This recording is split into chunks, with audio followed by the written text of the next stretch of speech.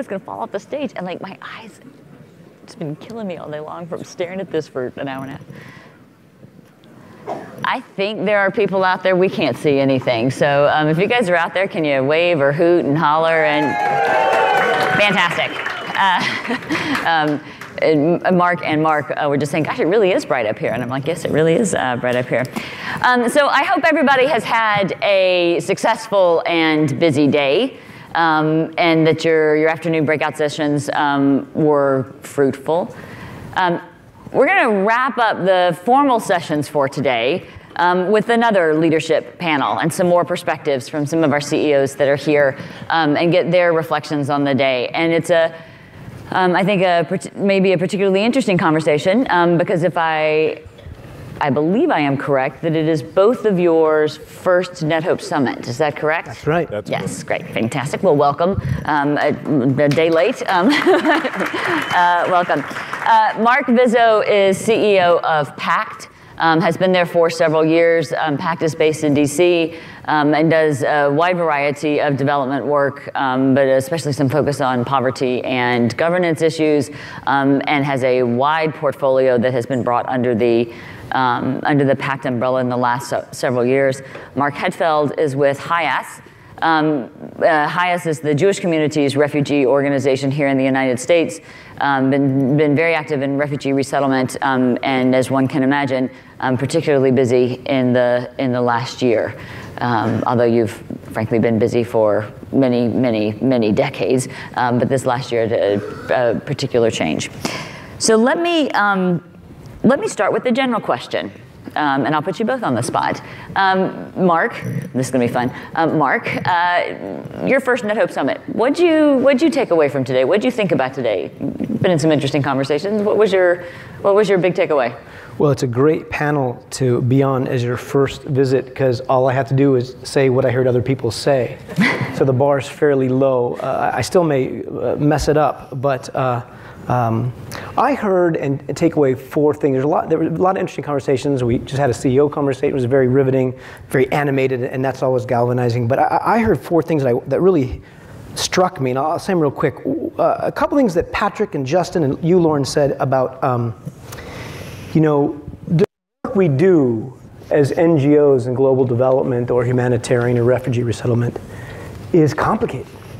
And I would venture to say, with no disrespect to my for-profit colleagues in the audience, more complicated in our pursuit and our purpose than the for-profit side. I mean, when we deal with the fact that we have no common measurement, that we have to do well and do good, that we have to enfranchise beneficiaries as shareholders, as well as, our economic model is abysmal. It's worse than grocery store margins, It's complicated. And so we need sophisticated tools, sophisticated talent, sophisticated approaches. So that struck me as really right.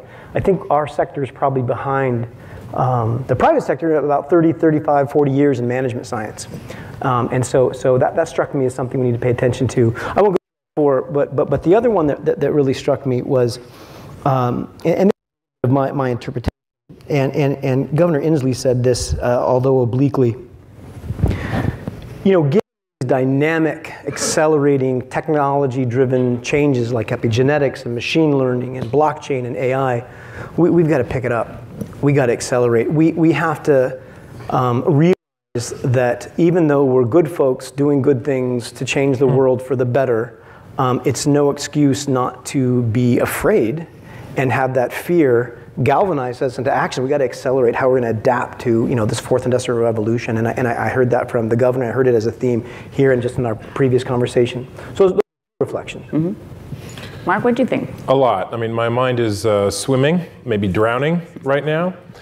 But I will say it was a little bit intimidating to hear that the fastest growing companies were all established on a platform, right, over the last decade. Was not established on a platform. We were started in 1881. We were started on a dock. And we're still kind of very much, maybe not in the 19th century, but in the 20th century, certainly. And what was said in the first panel was that the things that were keeping the first panelists up at night were indifference, relevance, xenophobia, misogyny, racism. Those are keeping me up at night. Those are keeping HIAS up at night. But we've been doing all we can to address those issues. The problem is, and the reason why I have such high hopes for a partnership with NetHope and with the center in particular, is because we've been paying attention to those things at the expense of trying to make sure that we really have a significant positive impact on welcoming refugees to this country and keeping them safe where they are. Like I said in the CEO session a few minutes ago, HIAS is one of 9 national refugee resettlement agencies. Between the 9 of us, we have resettled 3 million refugees to this country. We have had opportunities, and we have actually collected incredible amounts of data. That data all stays on the equivalent of Excel spreadsheets. There is so much we could do, to analyze that data, to use artificial intelligence, to really figure out what's going on there, and then to use it to resettle refugees better in this country, to integrate them better in this country, and to take those lessons and apply them in our overseas work as well. But that is not happening at all. So we need partnerships to do that, and there's clearly, I'm seeing a lot of potential partnerships opening up, and I've seen that throughout the day.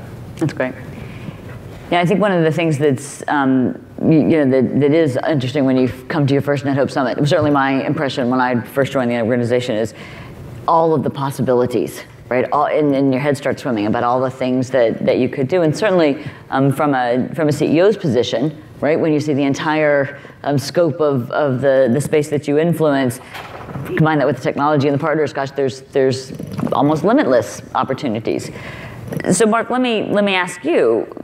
PACT has dabbled in a lot of different approaches over the last couple of years. How do you think about prioritizing those opportunities, right? Like, how does that decision-making process happen? How do you think about that? Yeah, we have this coin on my desk, and we flip it. No, I think that's really effectively the job of senior leadership. And I would venture, when you do it well, you do it in partnership with your board.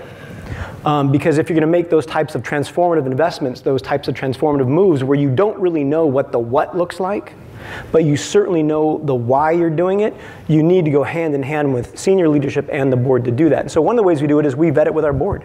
We ask them to punch holes in it. So it's not, we have a relationship where it's not just a fiduciary relationship where, we're going to present to you and you ask us questions and then we answer and we all feel good. We want our board to really make us look as bad as possible. Point out what didn't work, so those choices we make withstand the scrutiny. And the reason why you do it in a board, you do it with colleagues and other CEOs, but some of it's proprietary stuff, quite frankly. Sure. So that's one way. We have something we call our asset map. And we have seen all the things we do and translated them into an asset. How do they add value to this ecosystem of PACT or the broader global development landscape? And do they add more value being on that map, juxtapose one to the other assets, or do they not? Do they have value only in and of themselves? And those things that only have value in and of themselves, we don't go in that direction. We look at where we get leveraged value by putting things together. The classic example is Walt Disney. You got Mickey Mouse. He drives comics. It drives films. It drives the Magic Kingdom. And around it goes. And so we try to use that as one of the filters. And then look at the things that provide the shortest pathway to getting results. And often those are us not doing it. It means somebody else doing it. And so we've started different things like Locus, which is a group that looks at people. You heard Patrick talk about early day around integrated approaches to development and looking at the evidence and science around, is that a more effective way to do it? And that's not us doing it on our own. It's a lot of people. So it's really scrutiny from other folks. Looking at our asset map is really our filter to say, it's not our strategy, it's to determine if our strategy is right or not. Looking at that, we have different criteria. And then every once in a while, it's just, as a CEO, you have an idea you want people to try, and if they can't talk you out of it, right. Give it a whirl. Right, see what happens. See what happens. You might just hit it out of the park. Until someone yells at you. Exactly. How does HIAS think about that? How do you think about that, all those possibilities? I mean, where do you start in thinking about all the different directions that you could go? Well, we're not one of, I guess the average NetHope organization is about a $500 million organization. We're not quite at that level. But we're not a boutique either. As was mentioned this morning, we are a small organization that does many, many things. And so we frankly have to try to figure out how to hone in on that. And we're about to undergo a strategic planning process to do just that. But our approach in the past has been, we look, we see where there's an injustice that's not being met, where we have the ability to meet it, and then we step in. And so we have done that in psychosocial programming. So much attention is paid to when refugees flee to their basic material needs that their human needs are often forgotten. Their emotional needs are forgotten. So HIAS has worked to address those even in emergency situations like when the exodus was going on from Darfur to Chad, and we're still there addressing those human needs, and we're doing that throughout Latin America and other places where they were not being met.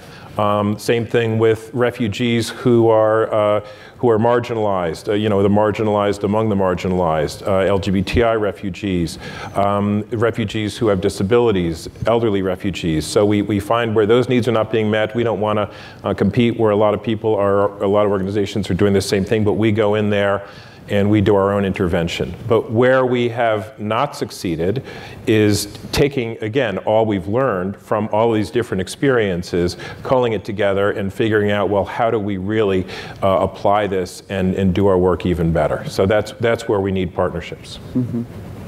Mark, you mentioned the locus group and looking at sort of the science behind integrated development and whatnot. That's a really interesting approach, right, in terms of multiple organizations that have a particular area of focus and starting to have that conversation. And that is a unique or a different type of collaboration, right, around a different topic, and NetHope is all about collaboration. Reflecting on that, which I know you've been deeply involved in, how has that collaboration helped PACT?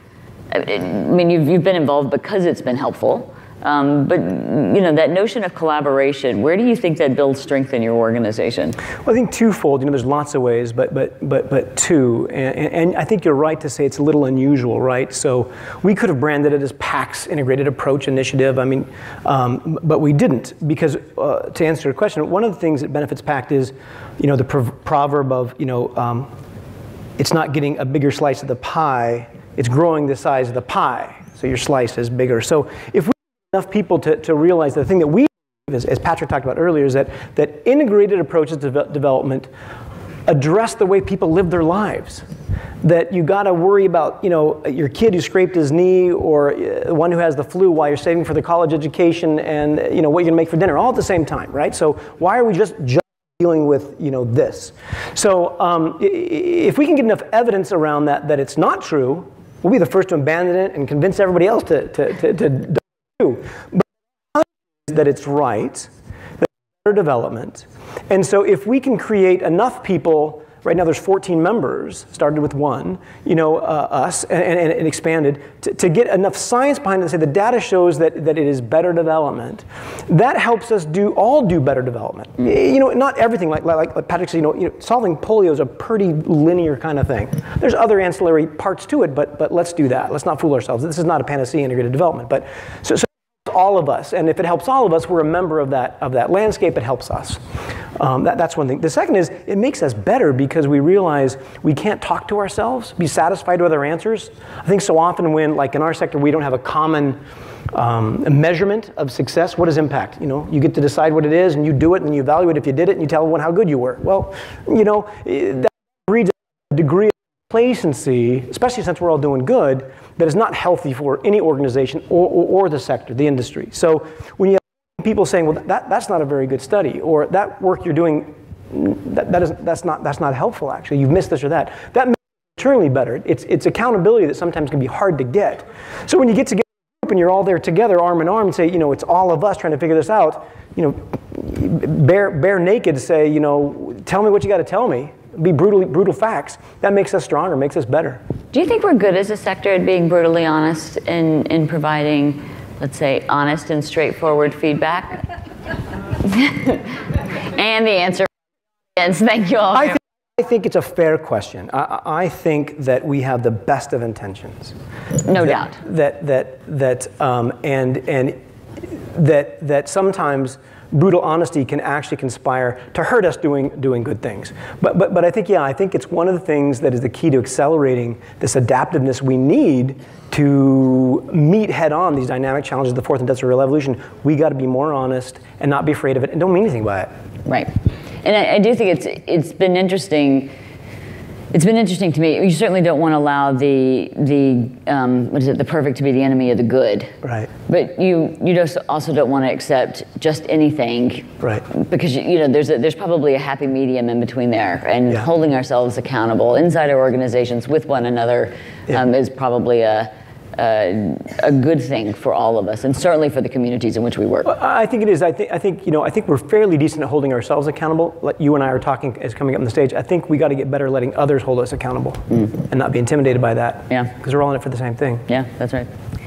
Mark, a lot of the work that you guys do is around connecting refugees that have come to the United States with resources in communities and with one another. How do you think about creating that right environment for a refugee who's come from a traumatized situation? Maybe it's been a difficult, it's definitely been a difficult process to get here. You talked a little bit about the psychosocial support, but how does HIAS work to leverage the other 8 organizations, the local communities in which you work, to make refugees feel welcome when they are able to come here? Well, that's the interesting thing about the U.S. Resettlement Program, is that there are, as I said, 9 national agencies that do this. And we are competitors, but we also have our own constituencies and our own networks. So we're not competing with one another to to do all the work, right? There's an understanding that we bring the Jewish community to the table. The Catholic Conference of Bishops brings the Catholics. World Relief brings the evangelical movement. Lutheran Immigration and Refugee Service brings the Lutherans, and then the International Rescue Committee and U.S. Committee for Refugees and Immigrants have their own communities that they bring to the table. So we all have our unique networks that we bring to the table, our unique community-based structures.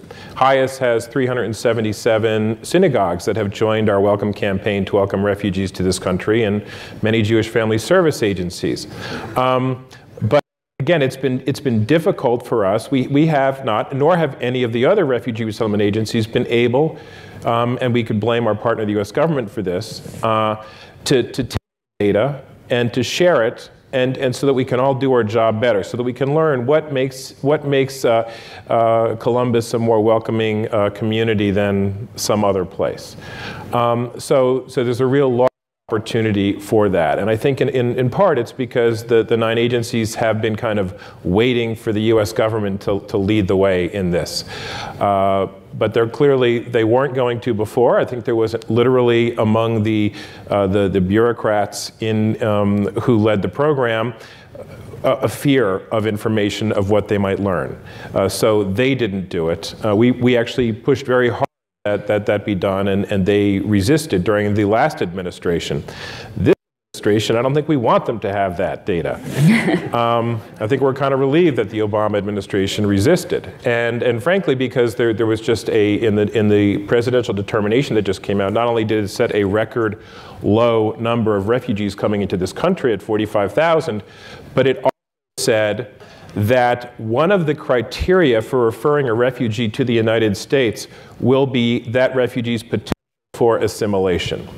And this is where we don't want the government taking the data and saying, okay, well, Kosovars assimilated pretty well, but Somalis not so well. So let's just take Kosovars and not take Somalis. We're very concerned about how do we collect that data to do our job better, not to use it as a tool of discrimination. So now, what I would propose, and again, what I think the partnership with NetHope and the Center could help the refugee agencies do, is figure out how to take data. We have the data, we collect the data, forget the U.S. government.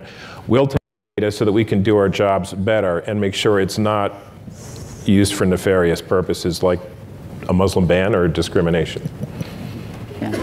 Yeah, I think it is interesting, and we had this conversation upstairs about, data can go one of 2 ways, right? I mean, at the end of the day, data itself is neutral, and how you use it or the conditions under which it gets used, can be helpful or harmful to individuals or organizations, and how do we think about the rules around that, and how do we make decisions around that, and provide guidance to governments or other partners. And that's I'm sure lots of the tech companies have been dealing with that problem for a very long time, as have we. And I think it's one of those things that we'll continue to struggle with, but at least it's part of the conversation these days, right? And we're actively thinking about that.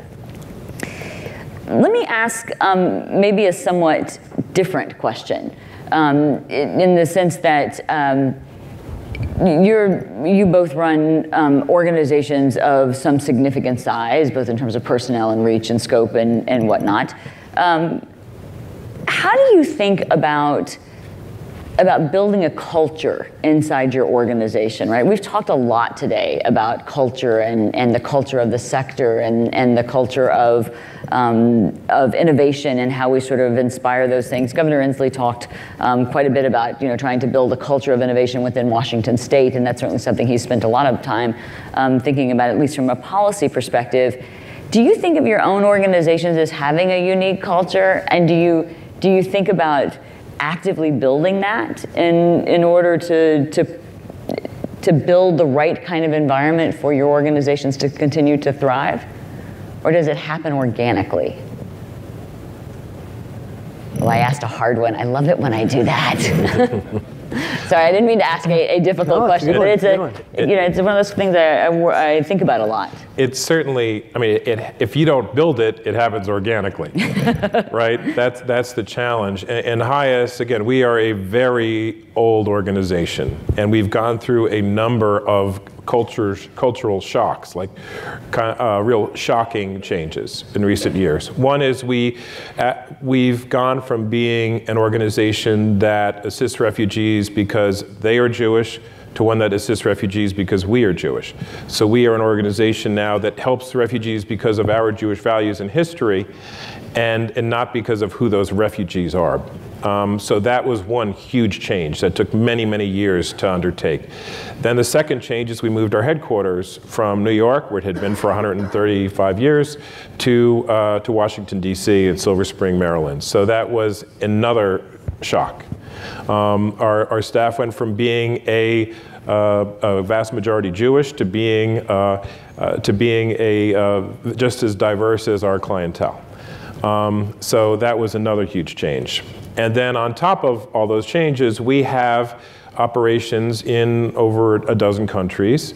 And so those places have almost kind of developed their own culture. So now we're trying to figure out, how do we promote the concept of one HIAS? How do we promote an organizational culture? And now maybe we're a little late, but we're really making an effort through an intranet, which we're just launching now, and just through trying to flatten the organization across the world, because our relationships had existed between headquarters and the leaders of the offices, but that's not the way you promote an organizational culture. So we're hoping that technology will really help us in that. Building those connections. Yeah. I actually love that question. I think I'm fascinated hearing your story. You punctuate it really nicely. I love that, from helping them because they were Jewish to now because we're Jewish. That sums up your culture shift really nicely. I wish I could do that. We all know the cliche from Warren Buffett that culture eats strategy for breakfast every day. So I believe that. I think that it's interesting that the one thing that seems the most invisible is the single most important determinant of your success. And it is the hardest thing to do anything with. And I don't even use the word manage, but to do anything with. And so what do? We just leave it alone. So of the three things I've split my mind share into, just three things, culture is one of those three. When I came in almost 8 years ago, I put in place a 16 metric scorecard that the board will fire me over or not. And one of those things, the fourth thing, not in order, is what we call our organizational health index. So we measure our culture. We set an ideal culture, a group called Human Synergistics, done with 17,000 other organizations, so benchmarking. And then we measured our variance to that ideal culture. And then we measured the things that indicate we're not there. Those are levers you can pull, behaviors, the things that aren't so invisible, And so what we're in the process of now, we're in the process of what we like to say very hyperbolically, egotistically, a transformational strategy. And one of the 4 work streams, you know, those of you know the convergence model of strategic management is culture. And so we have of the 4 work streams, one's on culture. So we measure our culture, and so we're actually intentionally redefining the culture we think we need on the back end of transformation, which is different than the culture we've been measuring for 8 years. And that's uncomfortable. Because one, who knows what the heck that culture should be? And you're not going to figure it out by consensus, because the culture you need is probably not the culture you have, so you don't go ask a bunch of people. And that's not the way NGOs work. We work by asking a lot of people. So it's really messy, right? So we try as best we can, you know, to get data and measure it, and we report that to everybody. It's 276 pages of data.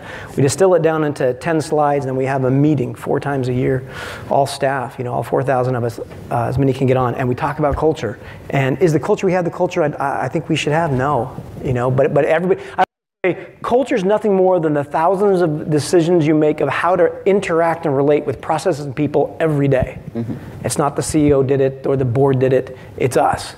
And so if it's all of us, it's really hard because no one takes ownership. We all take ownership. That's hard to move.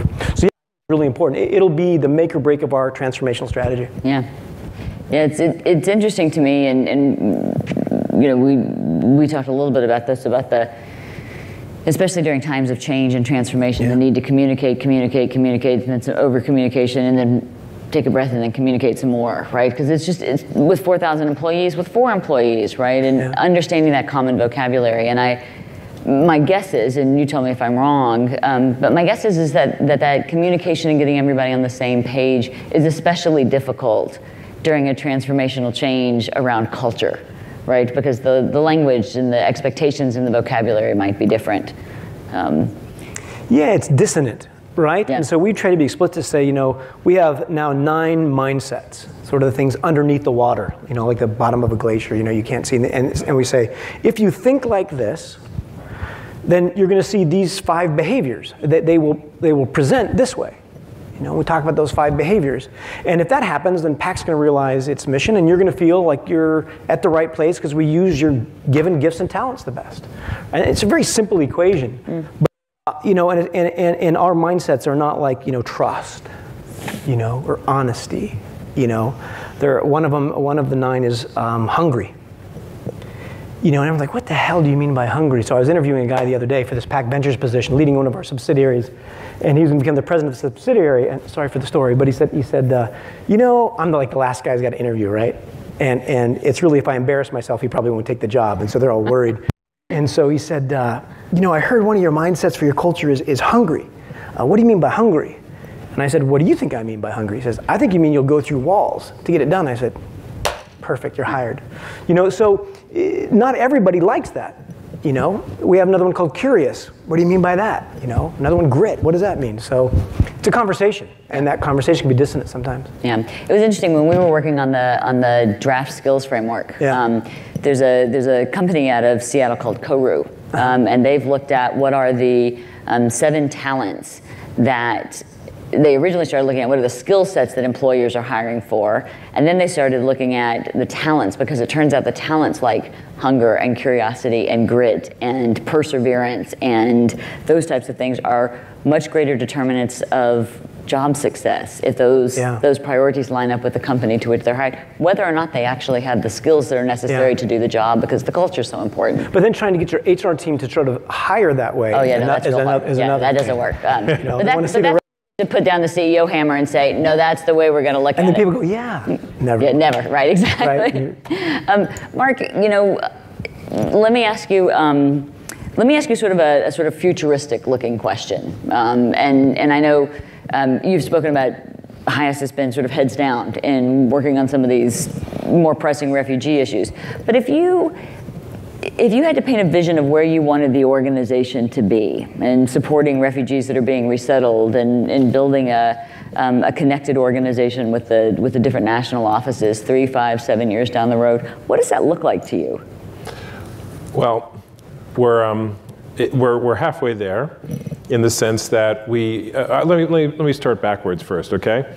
So 5 years ago, the American Jewish community had no idea that HIAS was still in business, right? We were doing all this great work around the world. their behalf, they had no idea that we still existed. They knew we resettled their grandparents, or maybe the Soviet Jews who came over in the 70s. They didn't know we were around. That changed. We radically changed that, in part because the global refugee crisis caught their attention, but we were able to then support Jews around the United States, Jewish communities around the United States. And as I said, we have 377 congregations, up from 0, that are supporting our refugee program. We have over 2,000 rabbis from 48 states that have spoken out and signed our statements on supporting refugees and welcome. But now the next level is I want to try to get those communities to support one another.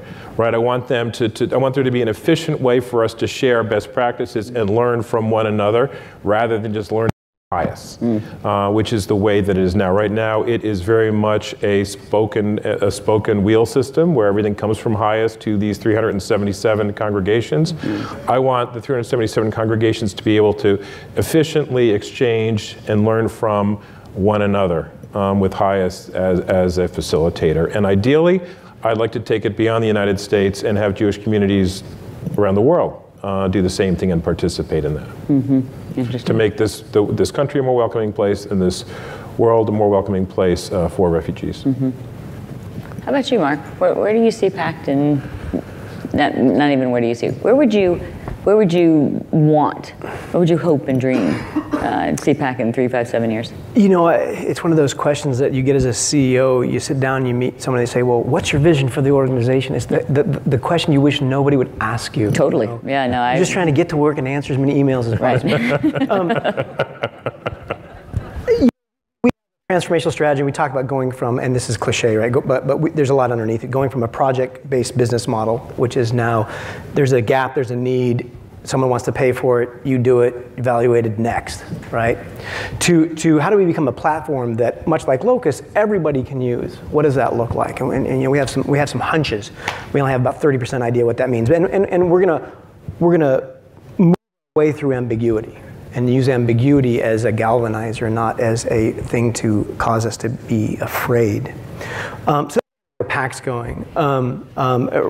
Next week, I present to my board a completely restructured global governance construct that shifts, this term that we use, and we don't mean it when we use it, this term beneficiary, but somehow we've fallen into that as if it's paternalistic, as if someone's benefiting because we have largesse and we're giving it, and so we're shifting that into thinking about shareholder, which my board keeps having trouble with because they want me to use stakeholder.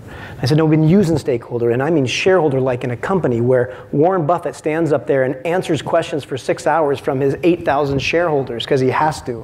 What does that look like when the people with whom we seek to serve actually own the very modality of their development, which happens to be PACT or HIAS or somebody else?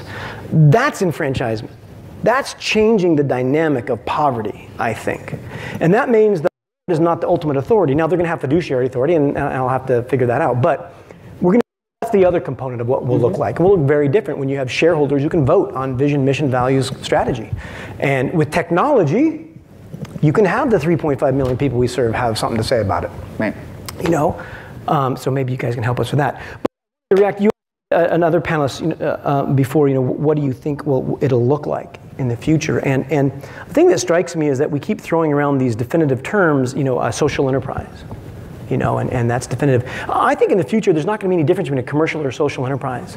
If you listen to Paul Pullman, the CEO of Unilever, he talks about Unilever being founded in the 1800s as a social enterprise because they made soap that eradicated disease, and that was a social enterprise. So I think that ADP, the Essential Development Partners, has a great paper about 3-4 years ago around the convergence continuum, how this is all blurring into the fourth sector. I think we're all going to start looking like that. And if we're going to start solving these intractable problems, we're going to have to start looking like that. And instead of us going to the private sector because poor us, we don't know how to fix it, and they'll come and fix it.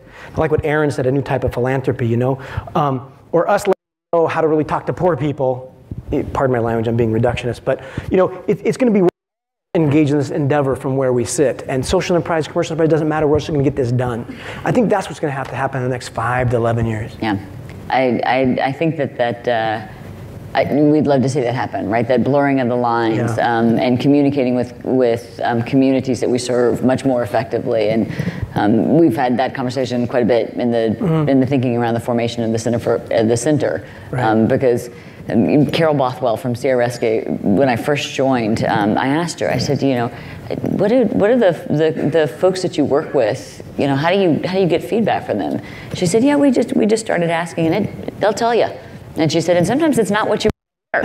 And she said, and that's been a culture shift for us, right. To actually ask the question, and then hear that, hey, it wasn't the best experience for me, and then how do we solve that? Because they are shareholders, they are stakeholders, they are people that we need to engage and give agency into that process. And technology does allow us to do that, even if organizationally we aren't quite sure how to do that yet. Well, but that's a 3, 5, 7, maybe 15-year problem, right? Or next month.